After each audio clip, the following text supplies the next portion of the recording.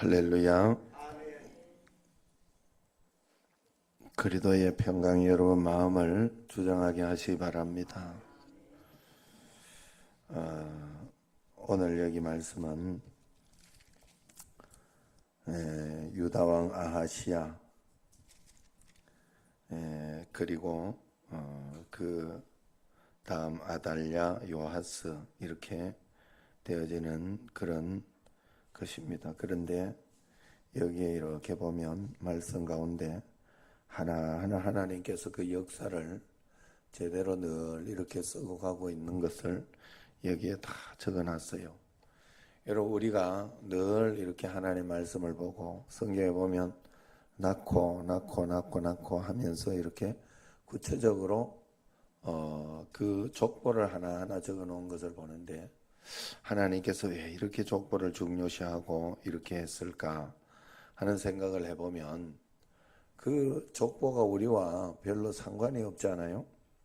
그런데 하나님은 그것을 다 이렇게 기록해 놓았더라 하는 겁니다. 그리고 특별한 사건이 있을 때마다 하나님께서 그 사건들을 기록해 놓으면서 하나님이 간섭하고 있음을 확인하고 있습니다. 여러분, 하나님께서 우리가 어떤 하나님을 믿느냐 하면 얼마나 광대한 하나님, 얼마나 크신 하나님, 얼마나 놀라우신 하나님을 믿고 있는가 하면, 여러분 각자를 간섭하고 있고 돌보시고 계시는 하나님을 믿고 있는 거예요. 이거 얼마나 믿을 수 없는 일이에요. 이건 순전히 거짓이라 할 수밖에 없는, 어떻게 인생 한 사람만 집중해서 보기도 힘든데, 그렇잖아요. 인생 한 사람만 집중해서 그 사람만 케어하고 돌보고 이렇게 상황 가운데서 이렇게 만들어내기도 얼마나 힘든데, 하나님은 온 우주의 모든 것을 돌보고 계시면서 나의 인생을 이렇게 지켜보고 계시고 나의 인생을 만들어내시면서 동시에 이상학 집사님 인생도 만들어내면서, 참 신기하잖아요. 그 인생 가운데, 이상학 집사님 인생 가운데 김상도 목사님도 중간에 끼어들고, 그러면서 그 다음에 내가 끼어들고, 그러면서 이재호 집사도 있고, 지미 권사님도 있고, 남기성 장로님도 있고, 여러분들도 다 있고, 그런 가운데 나도 있고, 그러면서 합력하여 굉장히 선을 이루고 있으면서, 우리는 사실 이 믿는다는 자체가 하나님 앞에 굉장한 은혜이고, 내가 어떻게 하다가 이렇게 믿고 있지, 하나님 아니면 가능할 수 없는 그런 어떤 일들을 굉장히 하고 있어요. 우리가 그래서 그러기 때문에 우리가 기왕 하나님 앞에서 믿으려면 전적으로 다 맡겨놓고 믿든지, 전적으로 다 하나님 앞에, 안 믿어봐야 대안이 없잖아요.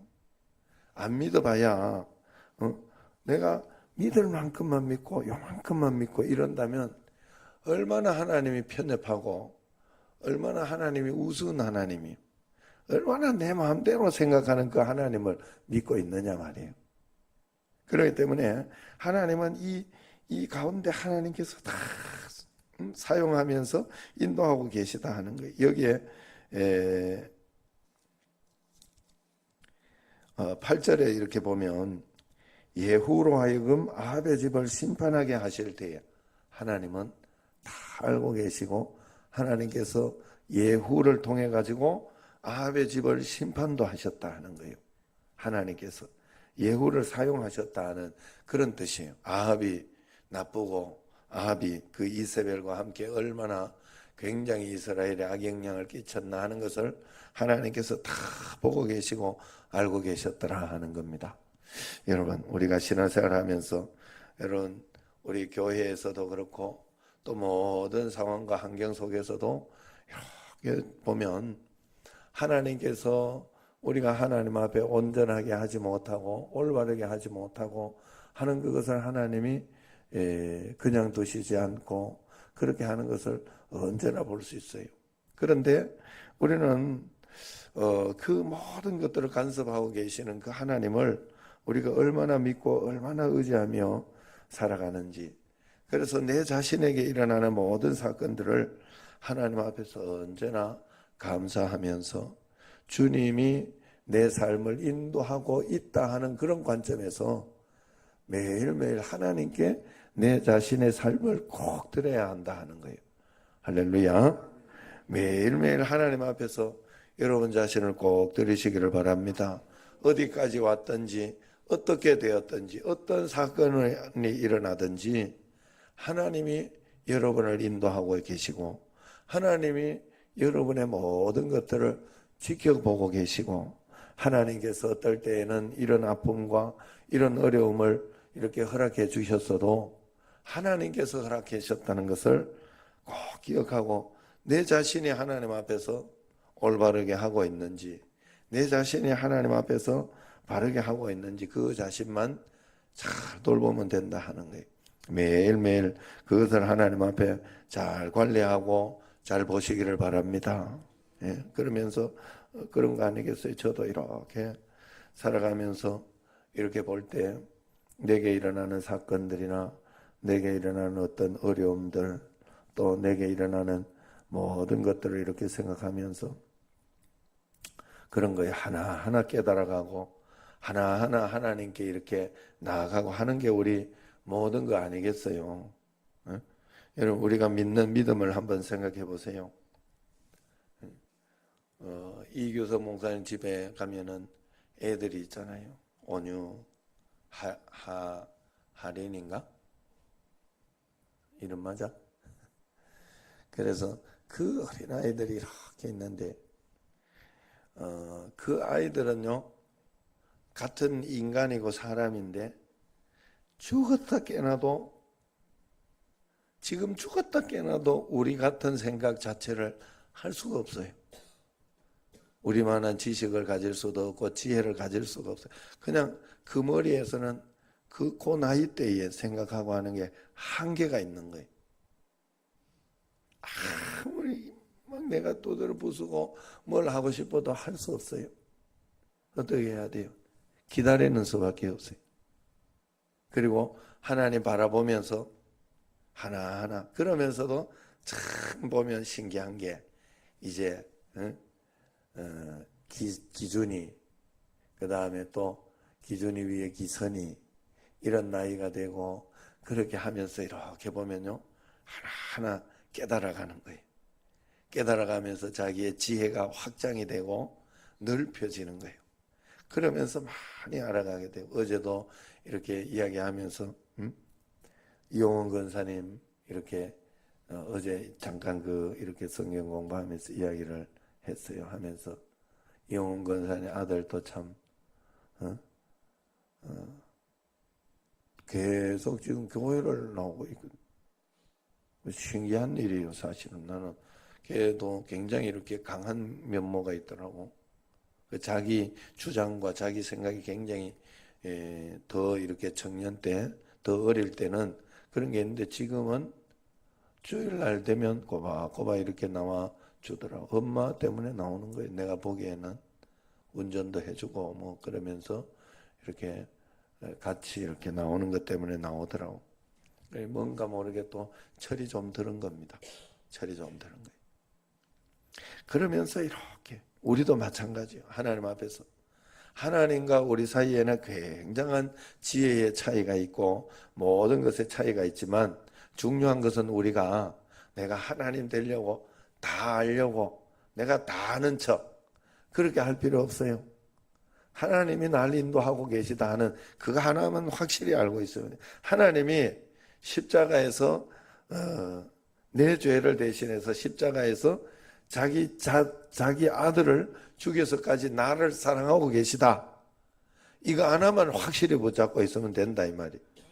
맞죠? 다른 거 없어요. 그거 하나만 확 붙잡으면 내가 용기 낼 수 있고 어떤 어려움이 있어도 낙심하지 않을 수 있잖아요. 그거 하나만 붙잡고 있으면. 그리고 나서 주님과 함께 내가 하나하나 풀어보고 그 지혜를 얻어보고 하나님과 함께 하나하나 내 삶을 열어가 보면 되는 거 아니에요. 그러면 끝이지. 그러므로 여러분 내가 다 확장해서 알려고 그러면 안 된다는 거예요. 하나님 앞에 겸손히 주님께서 주신 내 삶을 하나님의 말씀, 그래서 중요한 건 내가 하나님의 말씀대로 잘하고 있는가, 그렇지 않은가만 잘 살펴보면 돼요. 우리가 기도하면서 내가 이렇게 보면 우리 교회 축복 기도문 여기에 보면 굉장히 축복에 대한 이야기들이 이렇게 쭉 나옵니다. 그러면서 하나님 이렇게 해주시고 저렇게 해주시고 성경에 거의 전부 성경의 말씀 아니에요. 그러면서 이렇게 저렇게 이렇게 해주십시오 하고 이렇게 기도하고 난 뒤에 마지막에 결단으로 나는 이제부터 남을 비판하고 판단하고 정죄하는 것과 가족에 대한 원망과 내 입술의 부정적인 말을 절대로 하지 않겠습니다 하는 그런 결단을 적어놓은 게 있어요. 축복 기도문에는. 왜 이게 필요한가? 내가 요구하는 것보다 하나님 앞에 무릎 꿇어 있는 것보다 이것이 더 중요하기 때문에 그래요. 하나님 앞에서. 그래서 하나님 앞에 지혜를 구하면서 주님 앞에 나아갈 때 하나님께서 한 걸음 한 걸음 우리를 인도해 주시고 역사해 주시고 꼭 붙들어 주신다. 여러분 오늘도 집에 돌아가시면서 하나하나 여러분 자신을 꼭 돌아보십시오. 여러분 인생을 한번 꼭 살펴보십시오. 그러면 하나님이 신비하게 내 인생을 개입하시고 역사해 주시고 인도해 주신 것이 없으면 내가 지금 여기까지 올 수 없었던 그런 귀한 일들이 분명히 있을 거예요. 아마 많을 겁니다. 그걸 발견하지 못했으면 아직 신앙이 좀 어린 거예요. 내가 아직 그런 것을 발견할 만큼 지혜가 부족한 거예요. 그러나 하나님을 믿는 사람이라면 어떤 방식으로든지 그런 은혜가 반드시 있어요. 그렇기 때문에 여러분들이 매일매일 하나님 앞에 그것만 생각해서라. 저도 이렇게 과거를 생각해보고 그러면서 이렇게 보면 얼마나 은혜로운지 몰라요. 어제도 이렇게 저희 집에 원격으로 이렇게 조정해가지고 시골에 또 가보니까 화장실에 불이 안 돼요. 불 꺼져 있는 교회 안쪽이라서 그 화장실은 거의 뭐 잘 안 쓰고 우리가 손님들이 가니까 급해서 밑에도 쓰고 이렇게 하는데 어둡고 좋지 않더라. 전기가 나갔어요. 그 비가 새는 바람에. 그래가지고 그 부분하고 또 밑에서 이렇게 올라가는 계단에 이제 그 자동 전기 이렇게 하는 그게 있는데 그게 잘 안 돼요. 그런데 위쪽에는 되니까 그냥 쓸만하다고 귀찮으니까 어른이니까 귀찮으니까 그냥 쓰더라고. 그래서 그걸 우리가 고쳐드렸어요. 고쳐드리면서 이렇게 원격 조정해가지고 이제 사진을 다 받고 돈은 좀 비쌌지만은 사진을 좀 받고 이렇게 하니까 좋더라고. 마음이 좋고 행복하고 그러더라고요. 그 하나하나를 이렇게 볼 때 얼마나 감사한지 몰랐어요. 그리고 또 그것 때문에 부모님들이 기뻐하시고 좋다고. 그 작은 거지만은 별거 아닌 거지만 그것 때문에 발가 탁 올라갈 때 더 밝고 이러는 것 때문에 또 행복하고 기분 좋고 또 화장실 가면 불이 탁탁 들어오는 것 때문에 또 기분이 좋고 이런 걸 생각할 때 얼마나 감사하고 고마운지. 하나님이 어떻게 이렇게 하나하나 인도해 주실까? 어떻게 이렇게 지켜주실까? 여러분 늘 감사를 꼭 선택하시기를 바랍니다. 여러분 하나님께서 여러분 나와 함께 계시고 나를 인도하고 계심으로 나는 오늘도 행복하고 복되고 좋은 것입니다. 여러분 입술에 여러분 마음에 불평과 원망, 낙심, 저주스러운 것들은 추워도 여러분들이 가지지 마시기를 바랍니다. 우리 그런 의미에서 축복 기도문으로 오늘은 한번 기도하도록 하겠습니다.